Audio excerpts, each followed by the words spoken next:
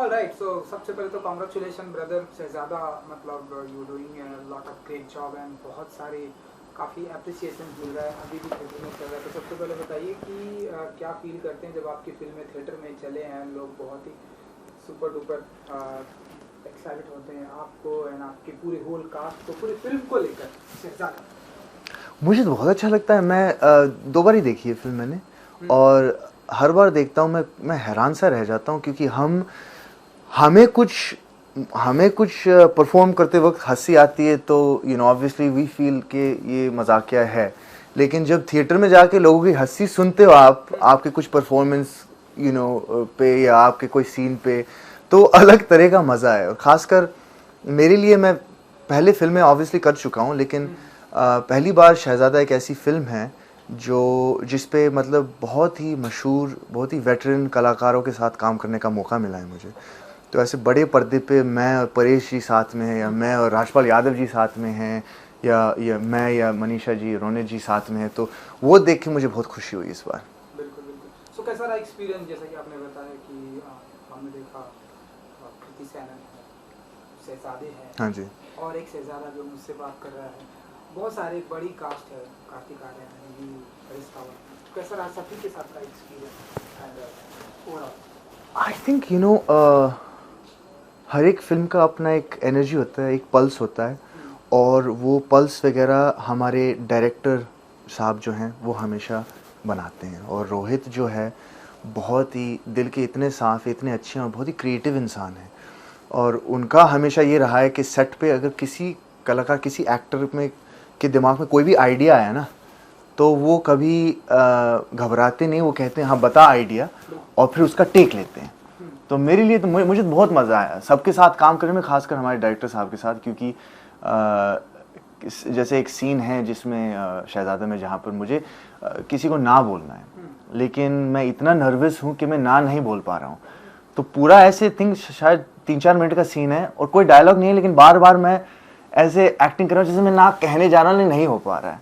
तो ऐसे सीन्स में खासकर रोहित जी ने मुझे बहुत सारे अलग अलग आइडियाज़ के साथ हमने टेक्स किए, बहुत मज़ा आया, बहुत मस्ती की हमने। और मुझे लगता है इस सेट पे बहुत ही मस्ती हुई है इसी के कारण, क्योंकि सब तैयार थे आइडिया लेके आने के लिए, खेलने के लिए। तो बहुत खेले हम, ऑन सेट भी और ऑन स्क्रीन भी, ऑफ स्क्रीन भी। जैसे कार्तिक, मैं, कृति, हरियाणा के स्केड्यूल के बाद हमने जैसे पार्टी की, नाचे हम, सभी हंसमुख थे सेट पे। खासकर Ronit sir, Ronit ji is a very happy person, he is always very good to be around, for example.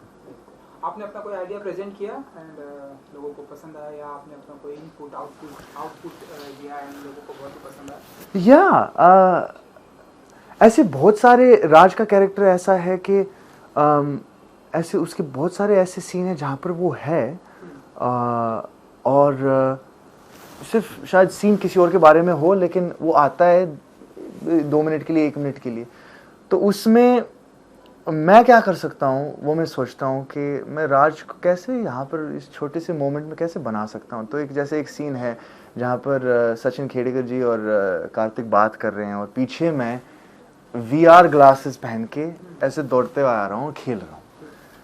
तो छोटा सा मोमेंट है, लेकिन मैंने सोचा इसको कुछ बनाते हैं। तो मैंने पूरी अपनी दिमाग में दुनिया बनाई, जैसे मैं VR का कुछ खेल रहा हूँ, और पूरा क्रेजी ऐसा सब कुछ मस्ती की मैंने। और फाइनली जब जाके मैंने थिएटर में देखा, लोग हंसे, तो मुझे बहुत अच्छा लगता है ऐसे ना, जब तुम मेहनत करो फिर लोग तारीफ करते हैं या हंसते हैं, तो ऐसा लगता है कि हाँ कुछ हुआ।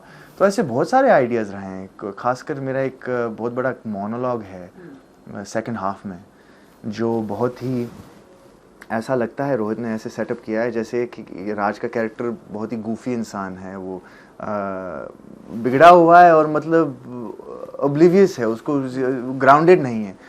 तो ऐसे लगता है जैसे कॉमेडी का सीन शुरू हो रहा है, फिर बीच बीच में मैंने जिस तरह से उस मोनोलॉग को फिर सीरियस और ऑथेंटिक बनाया, ऐसे बनाया जैसे सच में एक लड़का अपने बाप को बोल रहा है कि भी नहीं, आपके कारण मैं बिगड़ा हूँ आज, आपने कभी मुझे मौका नहीं दिया। आई थिंक लाइन ऐसा है कि मैं फोटोग्राफर बनना चाहता था, मैं पायलट बनना चाहता था, लेकिन आपने कभी मौका ही नहीं दिया, क्योंकि आपको मालूम था कि अगर मैं फेल हो गया तो आपकी नाक कट जाती।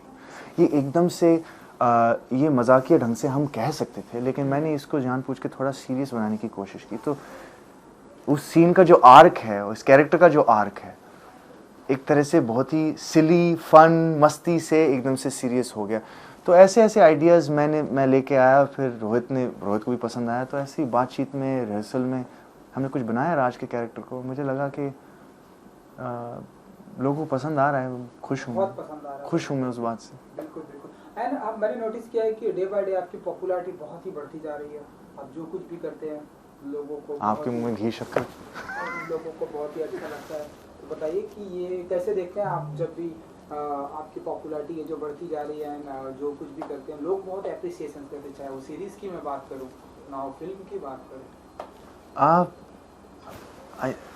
क्या कहेगा इंसान, मतलब हमारे करियर में जितने आप मशहूर बनते जाते हो उतने और अपॉर्चुनिटीज़ आती हैं आपकी। और मेरे लिए तो मैं कलाकार इसलिए बनाऊँ क्योंकि मुझे अपनी कला पेश करनी है, और उसके लिए मुझे रोल्स की, अपॉर्चुनिटीज़ की ज़रूरत है। तो जब ऑडियंसेस मेरी मेहनत को अप्रिशिएट करती है, या जो हमारे फैंस हैं वो तारीफ़ करते हैं, तो उसके लिए मैं बहुत ही शुक्रगुज़ार हूँ। और वो होने के बाद जो कॉल्स आते हैं इंडस्ट्री से कि भाई अरे इस फिल्म में आपके लिए कुछ है, या इस सीरीज़ में आपके लिए कुछ है, तो मुझे तो अच्छा ही लगता है। मैं आई डोंट नो, खुशकिस्मत वाला हूँ कि आज तक जो काम मैंने किया है, वो शोज़ या वो फिल्म्स काफ़ी पॉपुलर हुई हैं।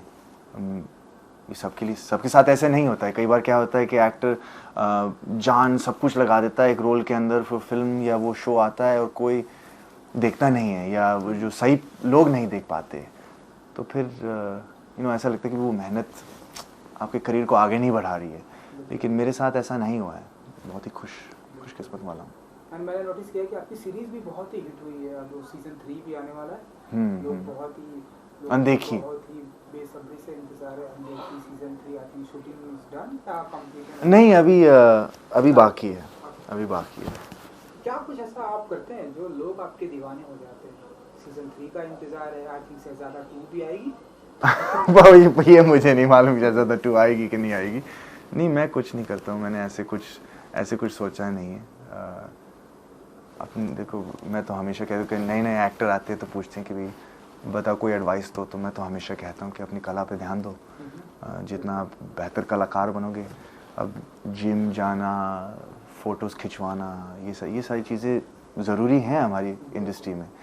लेकिन मैं, जैसे कहावत है ना इंग्लिश में, that's the icing on the cake, कहावत है। मतलब पहले ये चीज़ें तो बाद में आती हैं। पहले एक अपनी कला में मजबूत हो, अपने कलाकार ऐसा बनो कि आपको कोई सीन देता है तो आपको लगे कि हाँ, मेरी अपनी कोई आवाज़ है, मैं कुछ पेश करूँगा तो लोगों को लगे कि भाई हाँ, इसमें कुछ बात है, क्या है इसमें। और ये मुझे नहीं लगता सिर्फ भगवान की देन है कि भी मैं पैदा ही ऐसा कलाकार हुआ। नहीं, मैंने आपको अपनी पहली ऑडिशन दिखाऊंगा, मैंने आज तक सेव रखी है। और मैं कई बार देखता हूँ 1 साल बाद, या जब मैं किसी चीज़ के ऊपर मैं सैड हूँ, या जो मैं सोचता हूँ कि यार क्यों ये रोल नहीं मिला मुझे, फिर मैं ऑडिशन देखता हूँ, फिर याद दिलाता हूँ अपने आप को कि देख तूने कहाँ से शुरू किया था, कहाँ पे आ गया है। तो मेरी तो बस यही राय है, किसी को मतलब बहुत ही सक्सेसफुल बनना है तो कला पे ध्यान दे। कला पे ध्यान दें। आई विश कि आपने यहाँ से शुरुआत की थी, आप बहुत दूर तक जाने वाले हैं। सीज़न 3 तो आने वाला है। एंड और क्या कुछ नेक्स्ट आपका है पाइपलाइन में, फिल्में क्या कुछ करने वाले हैं? हाँ, 1-2 फिल्में हैं जो आएंगी। उनके बारे में अफसोस मैं बात नहीं कर सकता, लेकिन आएंगी ज़रूर।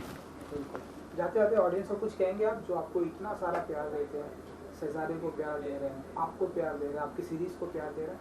कुछ बस यही कहूँगा कि हम अपनी वैनिटी वैन में हम स्क्रिप्ट के साथ बैठे रहते हैं, रिहर्सल करते रहते हैं कमरे में, 12-12, 14-14 घंटे हम शूट करते हैं। तो सोचते हैं कि भी शायद ऑडियंस को पसंद आए। तो जब फाइनली फिल्म ख़त्म होती है, भूल जाते हैं हम, 1 साल निकल जाता है, 2 साल निकल जाते हैं, फिर फाइनली निकलता है और आप सबकी जब तारीफ़ मिलती है, वो दिल को छू जाती है बात। वो ऐसा लगता है कि वो उस मेहनत का कुछ हुआ।